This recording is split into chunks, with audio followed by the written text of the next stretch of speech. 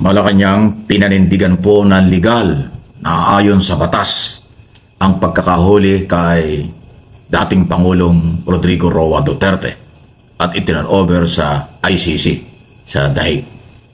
Ito po yung pagpapatunay na pinanindigan ng palasyo ang kailang ginawa dahil sa kailang pagkakatalaga kay General Nicolas Torre III sa kabila ng pagtutol ng mga Duterte supporters, pagpapail ng kaso ni Senator Aimee, kapatid ng ating Pangulong Marcos, sa before Office of the Ombudsman.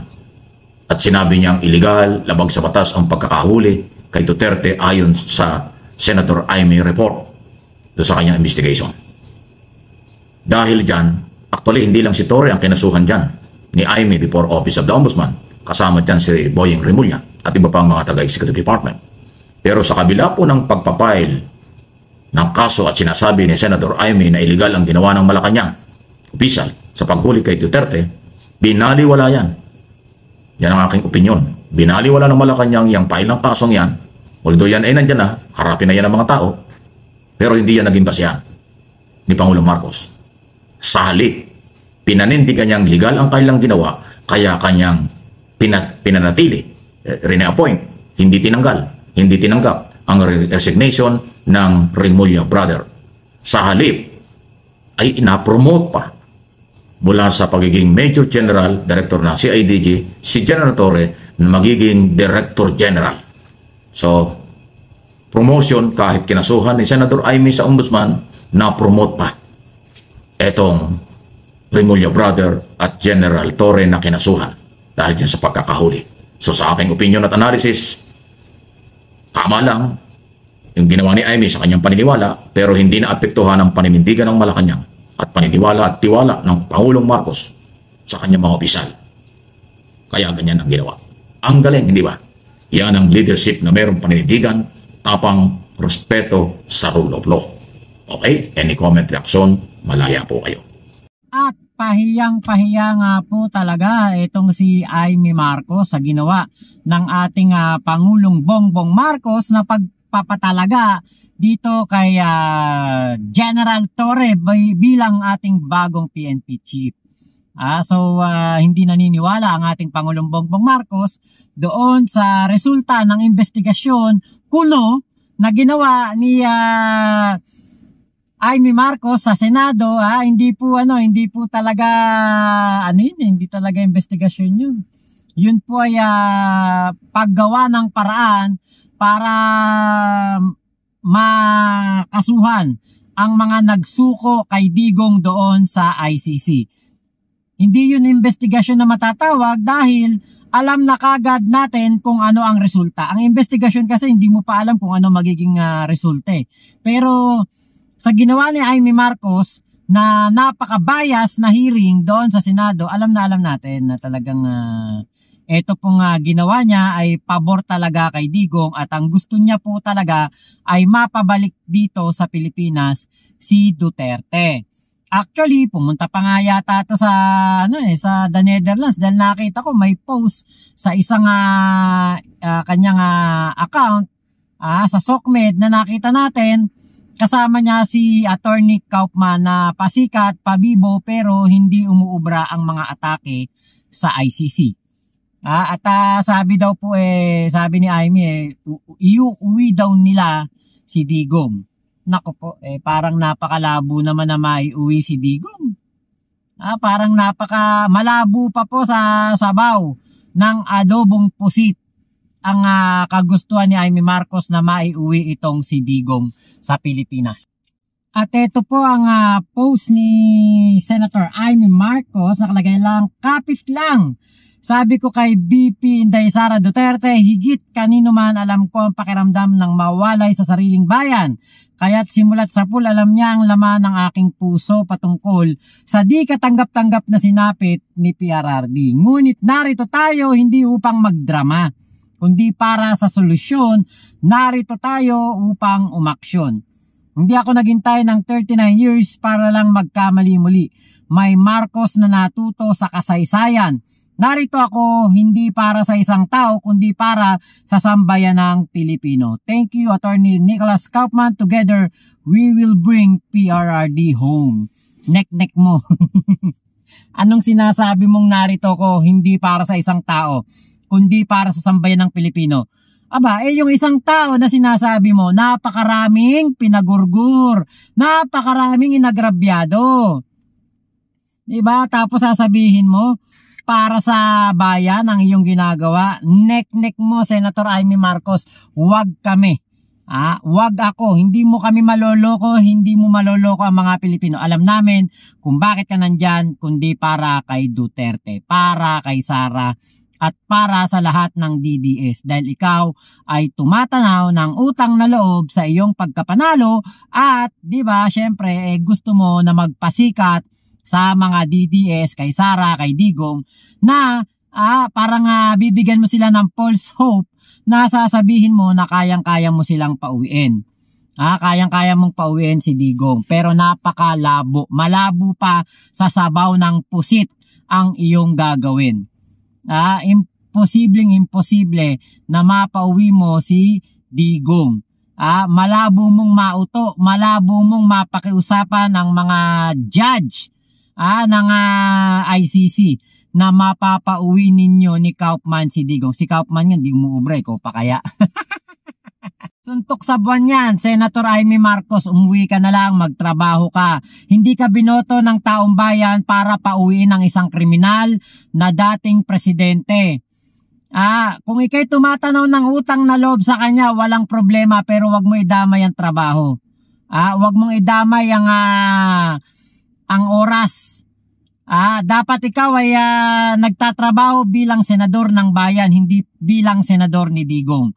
Dapat ikaw ay naghahanda para sa impeachment trial ni Sara Duterte. Hindi maglamyerda, makipagchismisan, makipaggawaan ng kwento, mga black propaganda para sirain si PBBM. Dapat hindi ka nakikipag-usap sa mga ganyan dahil talagang pinapatunayan mo lamang na ikaw ay senador ni Digong at hindi ng taong bayan.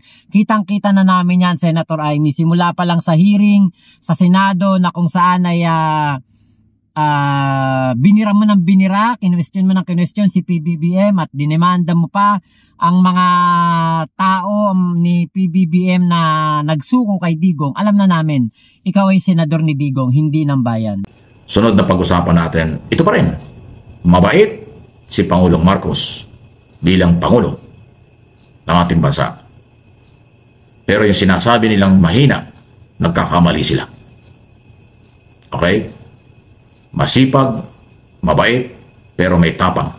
Hindi totoong mahina. Kasi kung mahina, baka walang nangyayari sa atin. Ang nagsasabi lang naman ng walang nangyayari ay yung mga anti-Marcos or mga Duterte camp. Pero yung matipinong Pilipino, nakakaintindi sa business, nakakaintindi sa national security, at mga Pilipinong nakakaintindi ng sistema ng politika, wala ho yung pakialam at hindi naniniwala sa mga sinasabi ng mga anti-Marcos na gusto nilang pabagsakin ng gobyernong ito.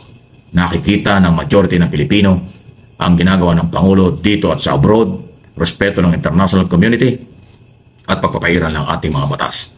Kahit sino, pwedeng kasuhan. Kahit sino, pwedeng hulihin basta mayroong court order. Okay? Tuloy ang pagbibigay ng tulong, ayuda sa mahirap, tuloy ang pagpapalakas ng ekonomiya, tuloy ang paninindigan sa exclusive economic zone, West Philippine Sea, kahit na anong gawin ng China, hindi tayo natitinag dyan. Combination ng Coast Guard, ng Military, Department of National Defense, at ng Office of the President. Yun po yun. Okay? Yan ang galaw na sana ay magtuloy-tuloy at dagdagan pa.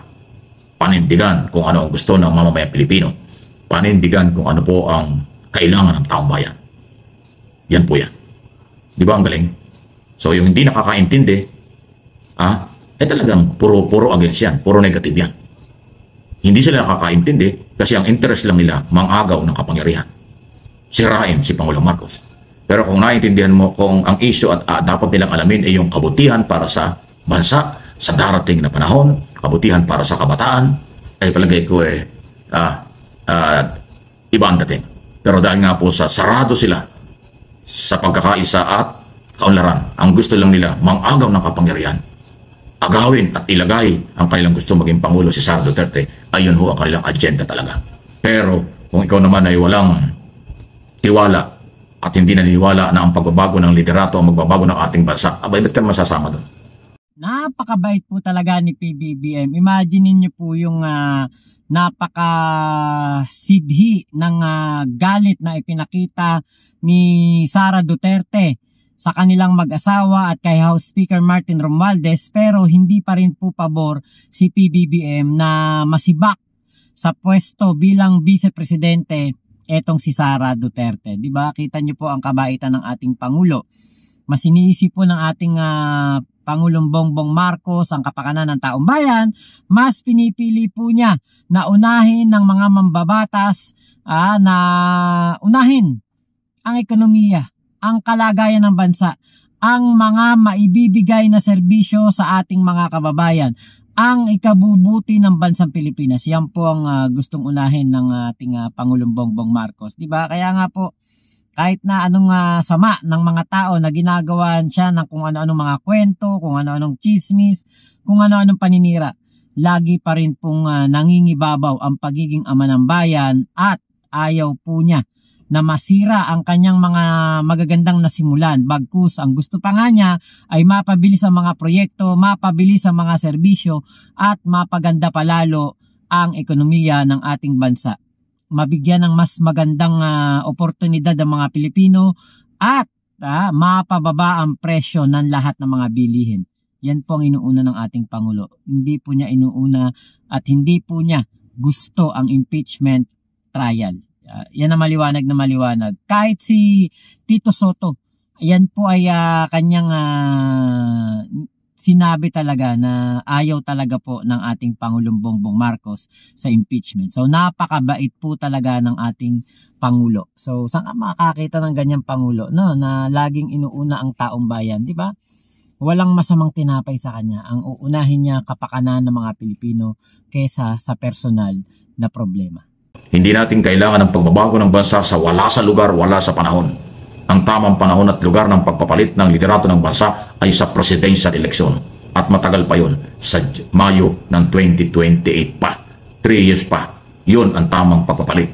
Kung sinong iboboto, yun ang susunod na Pangulo pagdating ng June 30 ng 2028. Pero sa ngayon, ng mga nakaraan at narating na ilang araw at araw, panahon, ay hindi kailangan. Hindi kailangan yun. Irespeto ang saligang batas, irespeto ang merong mandate mula sa taong bayan, elected president. Yun po yun. Yan ang tingin ng mga negosyante, local and foreign. Yan din ang tingin ng mga matitinong leader sa buong mundo. Ang rule of law sa Pilipinas ang dapat mangibabaw. Hindi ang pang-aagaw sa kapangyarihan dahil sa personal at political interest lang na lagi kong sinasabi yun. Yun naman talaga. Wala naman silang national agenda, national program para pagandahin ang takbo ng buhay ng Pilipino. Ang gusto nilang maghawak, kami nang bahala. Maghawak, kami ang marunong. Ay, kalokohan yun. Galing na sa inyo yan eh. Ano bang nangyari? Tukhang dito, tukhang doon. Kaya nakulong. Ano yun? Gusto niyong i-renew ang tukhang? Gusto niyong ibalik ang tukhang? Gusto niyong ibalik ang marahas na galawan? Never na mangyari yun. Gising na ang mga Pilipino. Tingnan natin. Pagdating ng 2028 presidential election, iba na yan. Tingnan natin kung ano mangyayari. Pero sa ngayon, focus muna tayo. Suportahan ang matino na ginagawa. Suportahan natin ang magandang programa at labanan ang mapaninang uri, makapiling grupo para lang sa kailang interes. Okay? Kapayapaan ang kailangan. Ang itinutulak ng Pangulo, tinu-offer ng Pangulo na reconciliation, ayaw nyo eh. Gusto nyo, nagdidemand ka agad kayo. Sabi ng Pangulo, nagsalita ng Pangulo, hindi pwede yun. Reconciliation, open yan sa lahat ng sektor. Dahil ayaw ng Pangulo ng kalaban. Pero mag-demand, ay hindi pwede. Sabi ng Pangulo, never. No. Walang kondisyon, walang demand. Hindi kayo dapat mag-demand. Sumama kayo. Pagkakaisa, reconciliation tayo. Pero walang kapalit, walang kondisyon. Ang tindi ng dating, di ba? No. Yung sinabi ng Pangulo, walang kondisyon ang reconciliation. Hindi ako papayag na may kapalit ng inyong pakikisa. Sumama kayo ng walang kondisyon, ng walang kapalit, okay. Pero magdidemand kayo, never. Ayon sa Pangulo. Ang tindi, di ba? Ang tapang ng leadership. Kung hindi nyo alam yan, ay, hindi ko alam kung bakit hindi nyo alam. Please like and share. Subscribe kung hindi pa.